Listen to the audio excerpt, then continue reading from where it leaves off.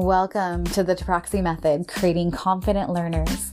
The Taproxy Method uses a unique combination of breath work, brain-body work, gratitude, and a clay-based program to affect the neuroplasticity of the brain in students, to help strengthen their mind-body connection, help them develop a growth mindset, and most importantly, trust and confidence in themselves.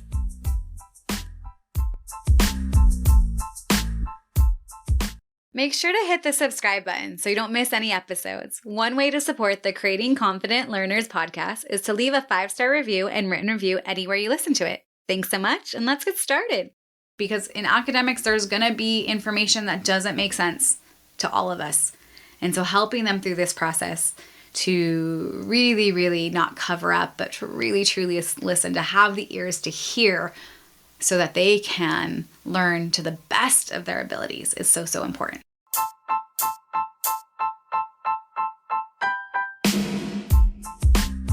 Be sure to sign up for the Foundation course. This course is here to support you, both parents and educators. It teaches the exact foundational tools I have used with students to increase focus, ease anxiety, and help raise confidence and self-esteem so that they can succeed in all areas of their lives, including academics. It's made into bite-sized digestible pieces to help you apply these tools right away. Aloha and welcome to another episode of the Creating Confident Learners podcast. Hope you're having a wonderful day wherever you're at, and just excited to be here creating another episode. So again, I would love if you've gotten something from the podcast that I've been working on for a while now. As I pull up the mic, it would be really wonderful if you took some time to go on to Apple Podcasts. You don't have to be an Apple user. Write a little 5-star review and really keep letting this information, something that seems so simple but is actually profound, get to more and more parents and teachers. I'd really appreciate it.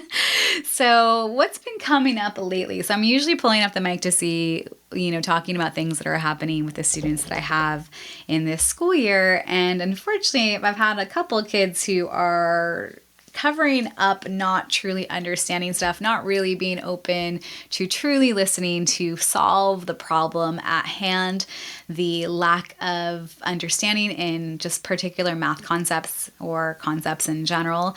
And when kids don't have the ears to listen, oftentimes we can't get to that gap of knowledge because they're not willing to hear. There's a whole host of reasons that kids tend to cover up understanding or not truly listening. It's mostly a self-preservation to, combat, embarrassment or feeling shameful or hopefully not shameful, but to cover up embarrassment or, cover up that they're behind or not getting something. Usually there's this self-protection that's happening.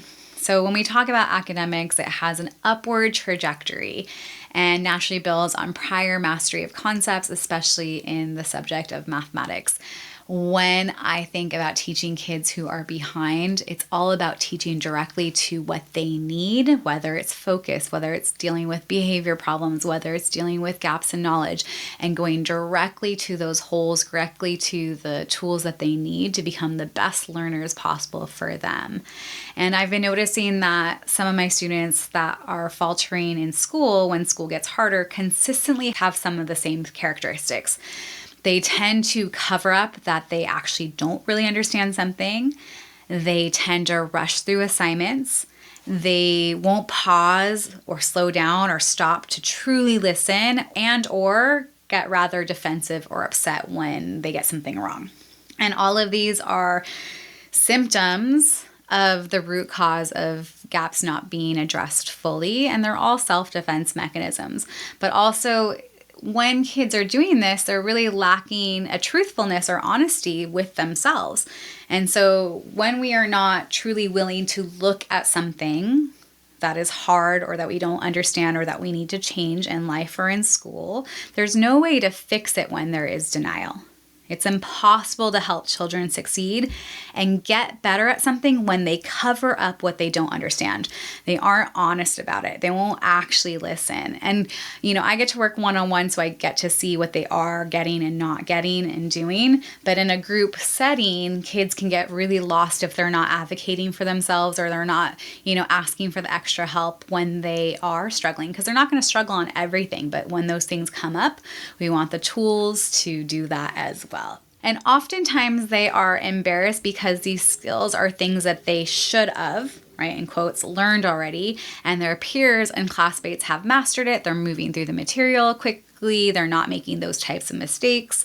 I'm talking about things like regrouping in multiple digit numbers or subtraction in upper years, when that's something that would be mastered more in 3rd or 4th grade, or hopefully 3rd or 2nd grade. And then they have to have the same skill with a harder concept, maybe regrouping to borrow when subtracting fractions. Now it's not just the case of borrowing tens, but now we're borrowing different groups based on the denominator and how that works. So, if there is a slight wiggle, I call it, or slight gap or slight misunderstanding or not mastery of something, when a concept gets harder, it just keeps coming back around and those same mistakes end up coming up over and over again. And what I've noticed is that these kids who struggle with the same concept over and over again, the math concept of, say, borrowing or carrying, the letters themselves, like misidentifying letters, the spelling patterns, it's like they've learned this skill incorrectly when they were younger. And now we're having to find new ways to override that automatic pathway in the brain, in this case, the wrong pathway of the brain, and create a whole new connection so that they do it right. But it's really having to digest it, find a way to bring it to their attention, and then to find the way that they process and understand it properly. And sometimes it's exposure, sometimes it's use of manipulative, sometimes it's not enough practice. But really, when something has been learned incorrectly, you have to almost unwind that like a ball of yarn, knots in there, and then reteach it in a way that is correct. And, when we talk about the wrong pathways or information being incorrectly wired in the brain, I always think about like how in middle school I couldn't tell you my locker code. Heck, I can't even tell you my phone passcode sometimes. But when I use the muscle memory, I could always open my locker. So that's how, strong the brain-body connection information-wise is really linked. And, I've had to have some hard conversations with some students recently as the school year has gotten harder, that they need to pause, they need to slow down, they need to really think about what they're doing, especially in a subject or a concept that they know they tend to mess up, and just slow down and really practice until it becomes easeful and proficient. But I've had some resistance with some kids where they're like, I already know this, but then when they slow down, they've got it right. But then in a test or, when they're not really present and thinking about it, the same mistakes come up over and over and over again. And I have one child who is very, very resistant to showing any weakness or getting anything wrong, and, really tries to cover that up. And it's a wonderful quality that she wants to do well in school. When kids get upset about making mistakes or getting a bad grade, we have to help them reframe. It's wonderful that they care, because, when kids don't care, that's a whole different battle and a whole different, set of conversations and tools. But when they do, but they're shutting down or they're getting disproportionately upset, we have to help them reframe. Hey, this is a mistake. This just shows us what you don't know yet, but with enough practice, with enough concentration, with enough, time, those 10,000 hours to become an expert. Maybe your child needs the 10,000 hours to become an expert in multi-digit multiplication or multi-digit subtraction with regrouping. We need enough practice for a skill to become easeful in life and in school. But when they really shut down and they look at it as more than just a mistake, or more that I just didn't know it yet, then, this is the stuff that starts to chip at their self-esteem, starts to chip away at how they feel about themselves. Again, a mistake is a mistake. We as humans do not know everything. We go to school to learn new things.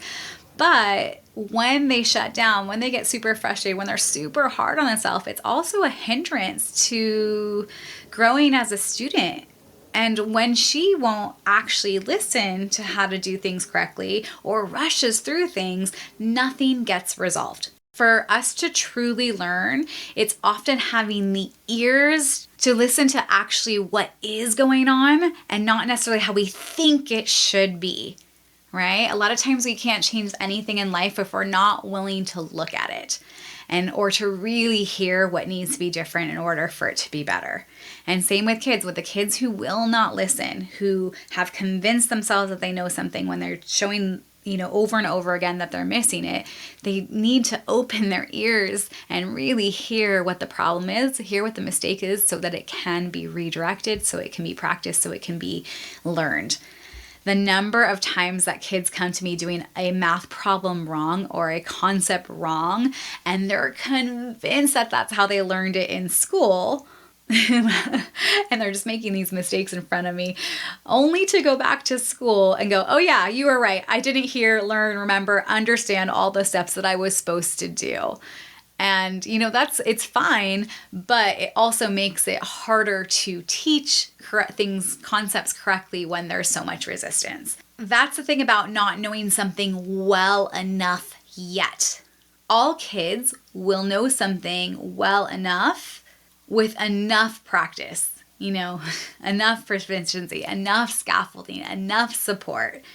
And I often end up talking with these kids who slip up on past mistakes that, we get to now use their older brain, and relearn something that their younger brain didn't get right before. So now when they're older, they are having to reteach themselves, but they need to teach themselves and their brain another way to remember the information correctly and override that automatic mistake. My good friend, Dennis Morton, he's a Peloton instructor. If you've taken any of his spin class, you probably have heard him say, practice makes permanent. Doesn't make perfect, it makes permanent. Whatever we do over and over again, whether it's correct or incorrect, is what is permanently wired in the brain and body. In this case, he's talking about spin habits when you're riding the bike. And when something is made permanently wrong, information-wise in the brain, it takes a lot more effort to unlearn it and learn it correctly. And that's okay. That is part of the learning process for children. But if we let these things sit or don't fully address them, then it comes up over and over and over again. I will always say the quickest way to teach a child, any person, something is to directly have the conversations, the teaching moment that teaches them what they don't know. Where is their gaps? We're all going to get gaps in a group setting.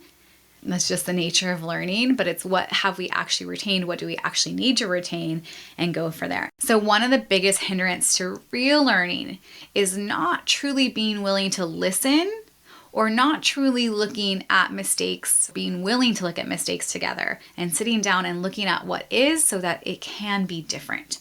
Covering up understanding when kids say they know something when they truly do not, just is a hindrance to where they're going. My students who struggle the most right now who are in the thick of the content, the middle of the year, they're also the ones who don't always fully listen or cover things up. And I watch the anxiety that this brings rather than just using it as information for themselves. Oh, I need to remember that this is where I make mistakes. This is where I need to take the breath and slow down, or the 3 or 5 or 10 breaths. This is where I need to take that pause. That is not the end of the world if I make a mistake, but I need to remember that it's something that is harder for me and that I need to pay attention. But the ones who just push through, instead of stopping to take the time to really find out a way that they can understand the skill, to really pause and ask themselves, do I totally get this? That problem with that skill just comes up over and over again. It's more like the willingness to listen and the stillness to be honest with themselves that it's hard isn't there. Well, again, we can't change anything in life that we're not willing to accept that is there or look at. And true change, true building of life and academic skills can only begin to be changed and redirected when there is a willingness, an openness to actually look at the problem, the struggle, to let go of the denial and have an honest conversation of what is needed to look at. A lot of times in life, we're grasping. We are rigid. We want one outcome when there are infinite possibilities as to what can happen. And kids with really high self-esteem, high self-confidence knows that it doesn't change or devalue who they are when they mess up. But the ones with high anxiety who make a mistake mean more than what it is, just a mistake, really struggle. And it perpetuates in their academic skills too, which is so interesting to think about. How we think and talk about the thing that is hard for us makes it harder or easier in the long run. And again, the brain eventually figures it out. But we have to build a strong synaptic connection in the brain with enough repetition with correction, and practice it to make it easeful. And the ones who are covering up what they don't understand and won't listen to the process, this just takes double the amount of time because of this. So really, we need to really teaching kids to be honest with mistakes in academics. And it's just a mistake. It's just something I don't understand yet. And really reframing how they look at it so they can open up to listen and not cover up and not feel embarrassed, but really figure out for themselves how they learn and address the problems that come up. Because in academics, there's going to be information that doesn't make sense to all of us. And so helping them through this process to really, really not cover up, but to really, truly listen, to have the ears to hear so that they can learn to the best of their abilities is so, so important.